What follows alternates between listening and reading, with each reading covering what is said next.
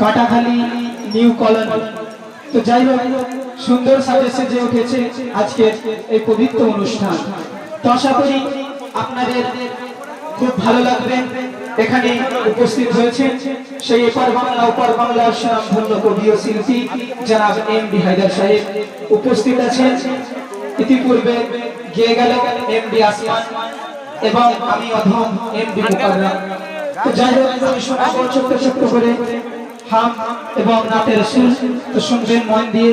তো যাই হোক, আপনাদের এই এলাকায় এসে খুবই ভালো লাগছে, কারণ আজকের কমিটি ভাইরা সুন্দরভাবে এই অনুষ্ঠানটিকে কায়েম করেছে। তো সেই কমিটি ভাইদেরকে উদ্দেশ্য করে উর্দু কথার মাধ্যমে বলছি, দেখুন कि सजी हुई ये महफिल बड़ी धूमधाम से, कि सजी हुई ये महफिल बड़ी धूमधाम से, होगी तारीफ मेरी रसूल पाक के नाम से। ए आशिक रसूल इस महफिल को कभी तोड़ना नहीं, ए आशिक रसूल इस महफिल को कभी तोड़ना नहीं, और जब तक रहेगा दम में दम नबी का दामन छोड़ना नहीं, नबी का दामन छोड़ना नहीं, नबी का दामन छोड़ना नहीं। एक बार जोरे बोला जावे ना सुभान अल्लाह, একটু মোহাম্মত করে বলা যাবে না সুবহানাল্লাহ?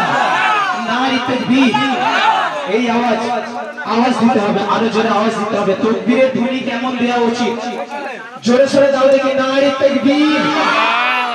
এই জওয়ান যুবক ভাইরা, আমার এই ভাইরা দাদারা, তোমাদের গলার আরো জোর হওয়া উচিত, কারণ আপনাদের এলাকায় খেলা হয় তো, পার্বণ খেলা হয়তো দেখবেন অপরের টিম যখন ওই দিকে একটা গোল যায় তখন মাঠে আর দর্শক ধরে রাখা যায় না, তাই না? এত জোরে আওয়াজ দেয় যেন মনে হয় কি হয়েছে, তাই না?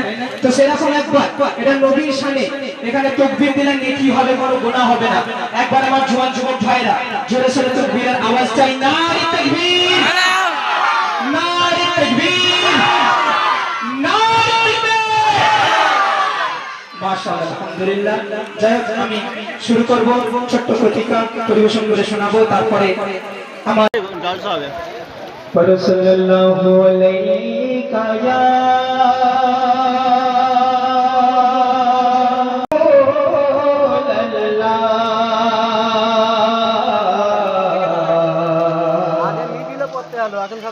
وسلم عليك يا حبيب الله صلى الله عليك يا رسول الله وسلم عليك